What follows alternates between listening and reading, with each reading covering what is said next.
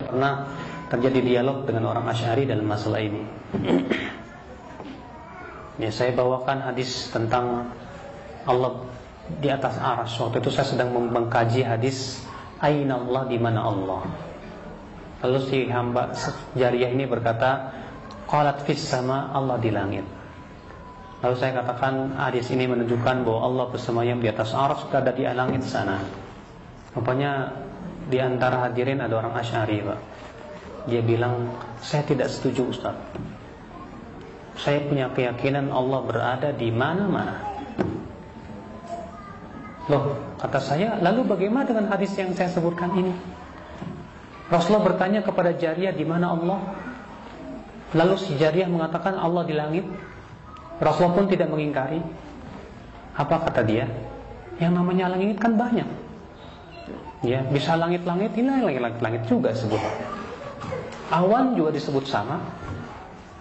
Wa anzalna minas sama'i ma'an, dan kami turunkan dari langit itu hujan. Awan, kata dia.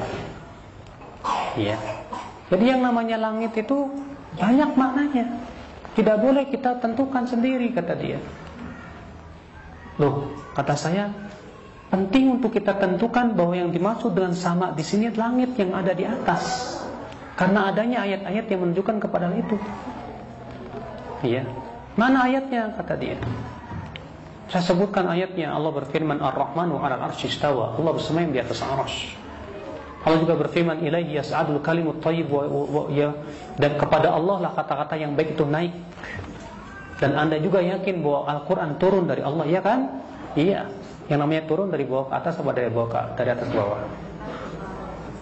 Iya. Kata dia, bolehlah Anda membawakan ayat-ayat itu dengan pemahaman Anda. Tapi ada ayat yang tegas sekali mengatakan, wa huwa ma'akum aina ma kuntum, kata dia. Dan dia Allah bersama kamu di mana kamu berada. Ayat ini tegas mengatakan Allah bersama kita. Allah mengabdi di mana-mana. Saya tanya, maaf, Anda bisa bahasa Arab? Bisa. Apa Anda tidak tahu dalam bahasa Arab ma'a itu tidak mengharuskan kebersamaan zat? Iya. Namun secara akal, kata dia, mulai, ya. Secara akal tidak mungkin Allah berada di atas. Kalau karena Allah berada di atas, berarti Allah butuh pada tempat. Ya udahlah, kata saya, Pak, kayaknya saya tidak ada manfaatnya bawain dalil sama Bapak. Karena Bapak ini sudah mulai akal-akalan. Iya. Jadi kalau menurut Bapak Allah itu berada di mana? Di mana-mana. Di comberan ada? Iya. Diam dia. Ya enggak, di tempat bersih. Loh, katanya di mana-mana. Iya. Sekarang Bapak ngomong di tempat bersih. Iya. Di mana, Pak? Ya, di tempat-tempat bersih. Mana dalilnya? Mana yang lebih bersih, Pak? Bumi apa langit? Bumi banyak maksiat loh, Pak. Banyak kotoran, banyak najis. Iya. Kalau Bapak katakan berada di mana-mana, konsekuensinya pasti seperti itu. Akhirnya dia bilang, kalau begitu Allah tidak berada di mana-mana. Wallah, Pak, ini saya mau ketawa tapi kasihan gitu ya. Akhirnya saya bilang ke dia,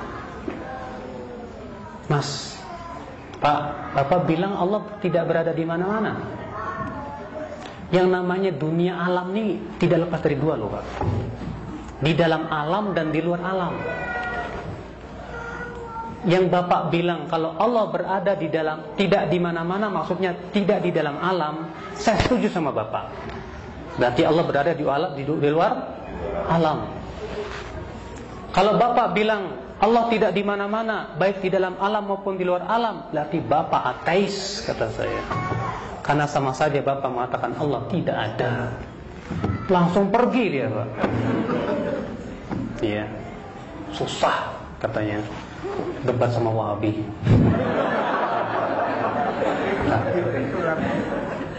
Iya. Yang lebih lucu lagi, Pak, saya pernah debat di Bekasi, ya, sama orang Asy'ari juga.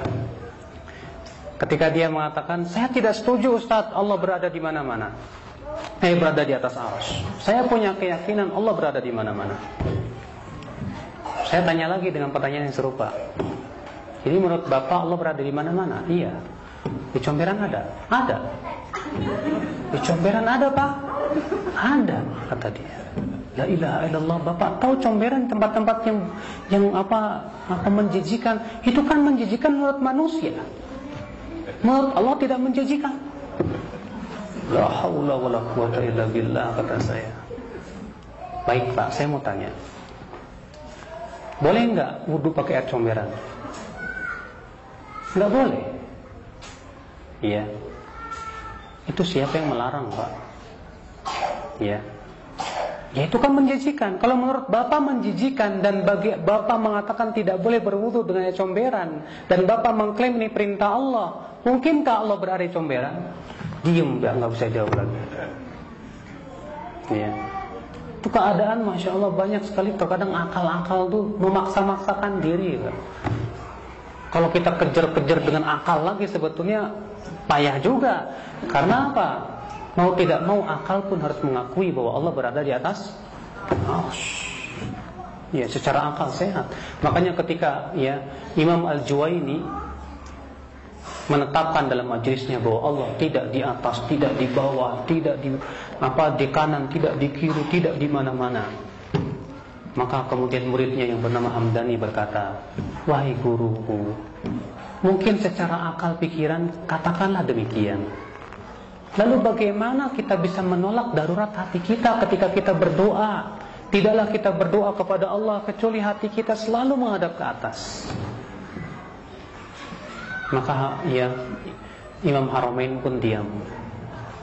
Akhirnya dia tepuk jidat. Aduh, Hamdani bikin aku pusing.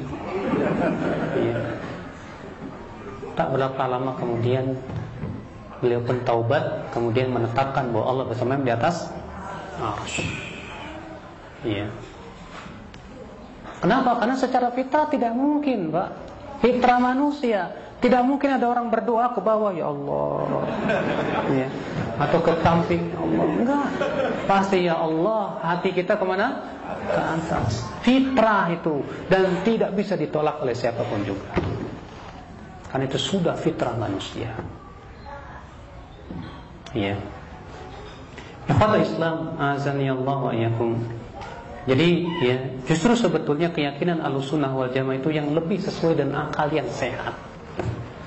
Orang yang menolak sifat-sifat Allah itu ima karena bodoh atau ngikutin hawa nafsu atau akalnya error, ya, sehingga ia tidak bisa memikirkan dengan sebaik-baik dan sebenar-benarnya pemikiran. Ya, dan sebetulnya Pak, orang-orang Asy'ari, orang-orang awam tuh kasihan, Pak. Orang-orang awam sebetulnya mereka itu tidak paham akidah Asy'ariyah, Pak. Pada asalnya nggak paham. Buktikan. Bapak tanya kepada orang awam, kamu ibadah mengharapkan ridho siapa? Pasti dia jawab, Pak, saya mengharapkan ridho Allah. Padahal dalam sifat 20 nggak ada sifat ridho, Pak.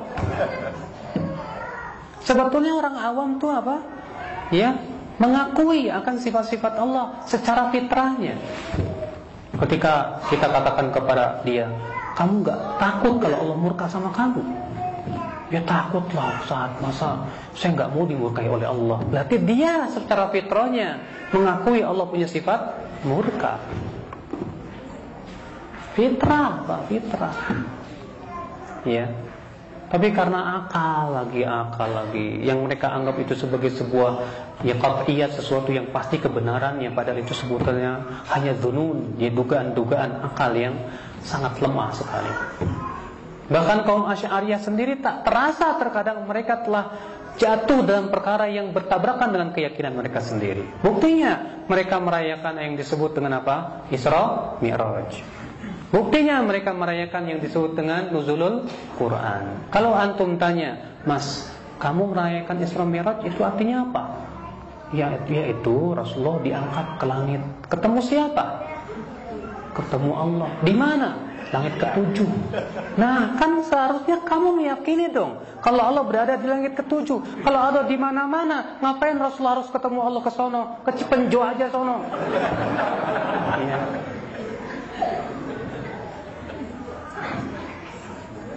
Kenyataannya seperti itu. Kamu kok merayakan nuzul Quran ya? Oh iya, ini kan kisah yang sangat Masya Allah, turunnya Al-Quran itu nikmat. Emang Al-Quran turun dari mana, Mas? Ya dari Allah lah. Yang namanya turun dari mana ke mana, Mas ya? Ya dari atas ke bawah. Berarti Allah berada di mana? Wish, nggak boleh disebut Allah. Ya. Itulah Bapak sekalian kenyataan yang ada di masyarakat kita sebetulnya. Ya secara fitrah itu tidak bisa ditolak. Secara akal pun tidak bisa ditolak. Ya.